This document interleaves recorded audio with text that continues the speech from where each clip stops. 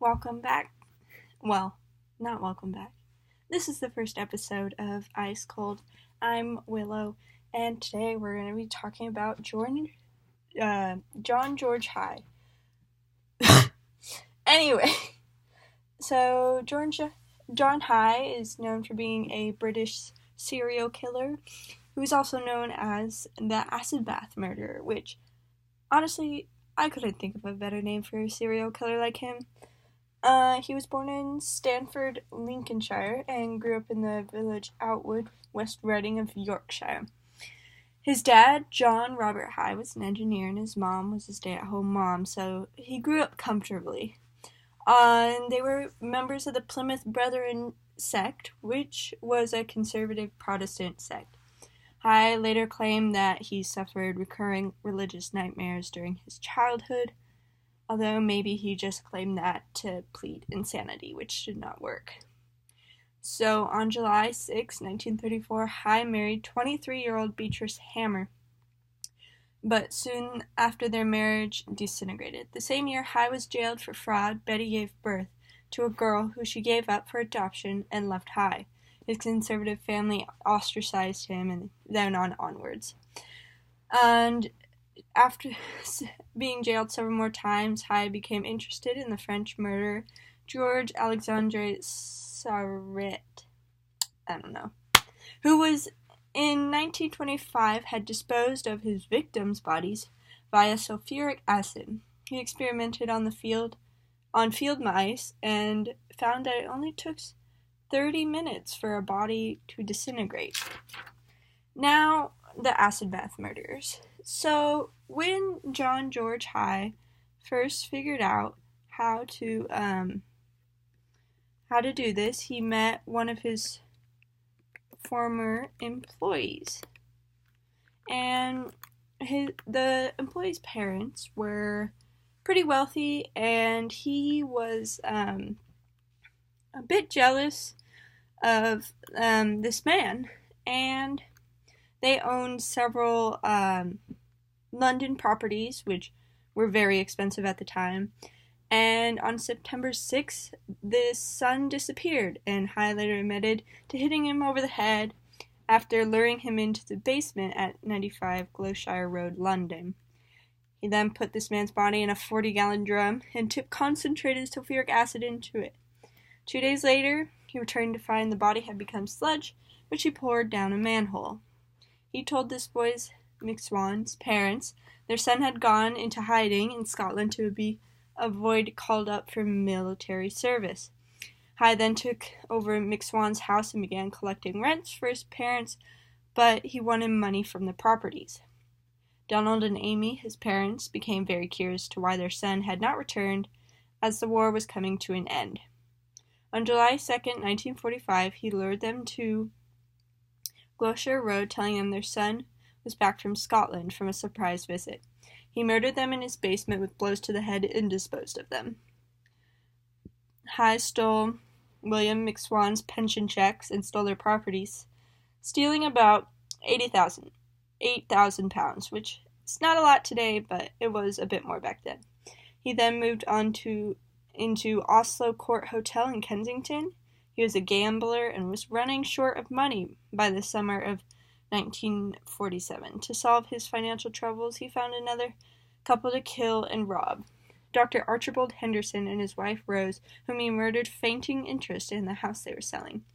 He was invited to the Hendersons' flat by Rose to play the piano for their housewarming party. While at the flat, Haigh stole Archibald Henderson's revolver, planning to use it in his next crime. He rented a small workshop at No. 2 Leopold Road in Sussex and moved the acid drums there from Gloucestershire Road. Haigh was also known to have stayed at the Crawley's George Hotel on several occasions. On the 12th of February, 1948, he drove Henderson to Crawley and pretended to show him an invention. When they arrived, Haigh shot Henderson in the head with the stolen revolver.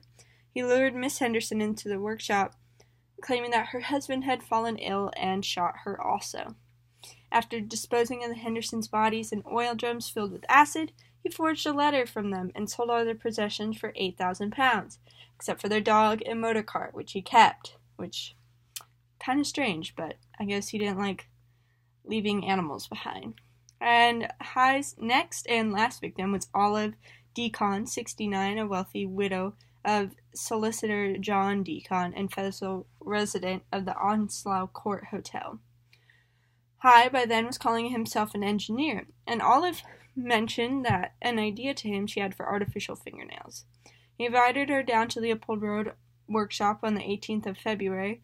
Once inside, he shot her in the back of the neck with the .38 caliber Webley revolver that he had stolen from Henderson, and stripped her of her valuables, including a Persian lamb colt, and put her in an acid bath. 2 days later, Duran Deacon's friend, Constance Lane, reported her missing. Detectives soon discovered Haigh's record of theft and fraud and searched the workshop. Police found Haigh's attaché case containing a dry cleaner's receipt from Miss Deacon's coat, and also papers referring the Hendersons and the McSwans. The workshop in Sussex, rented by Haigh, did not contain a floor drain, unlike the workshop he had rented at Gloucester Road in London. He therefore disposed of the remains by pouring out a container on a rubble pile in the back of the property.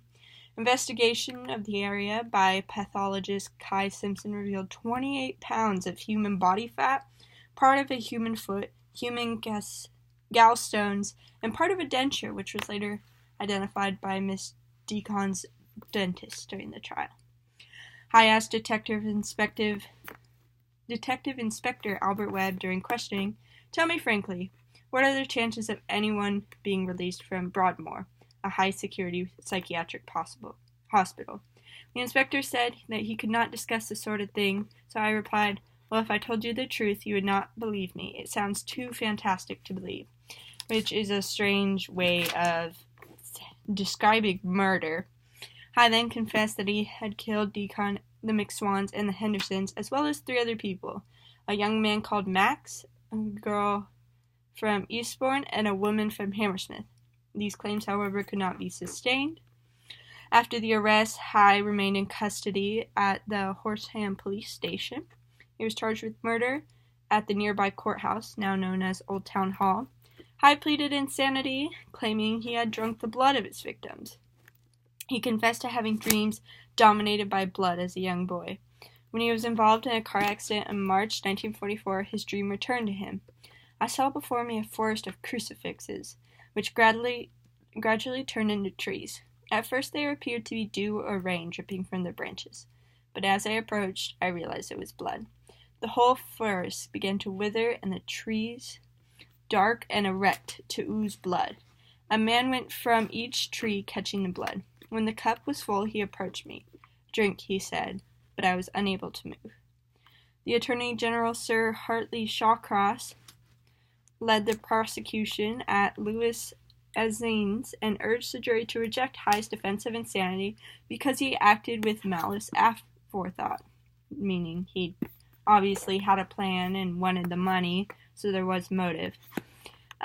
David Maxwell, defending, called many witnesses to attest to Haigh's mental state, including Dr. Henry Yellowless, who claimed Haigh had paranoid constitution, adding, "The absolute callous, cheerful, bland, and almost friendly indifference of the accused crimes which he freely admits having committed is unique in my experience."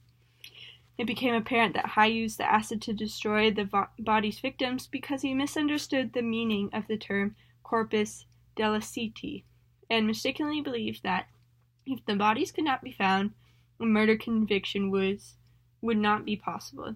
Despite the absence of the victims' bodies, there was a sufficient amount of forensic evidence for him to be convicted of the murders and subsequently executed.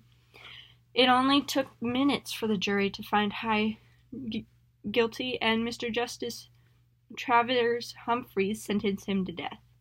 It was reported that Haigh was condemned cell at Wandsworth Prison, where he asked his prison guards whether it would be possible to have a trial run of his hanging so everything would run smoothly. It's likely that his request went no further. If it did, his request was denied. Just prior to his execution, Haigh was asked if he wanted to brandy. He replied, "Make it a large one, old boy." Haigh was led to the gallows and hanged by executioner Albert Pierre Point on the 10th of August, 1949. It can gain considerable coverage in the newspapers, even though Haigh's guilt was not questioned. The editor of Daily Mirror, Sylvester Bolam, was sentenced to a prison term for contempt of court, describing Haigh as a murderer while the trial is underway, which was really illegal at that time. So that has been an episode of IceCold, the podcast where we discuss murders in gruesome length, and I hope to see you next time.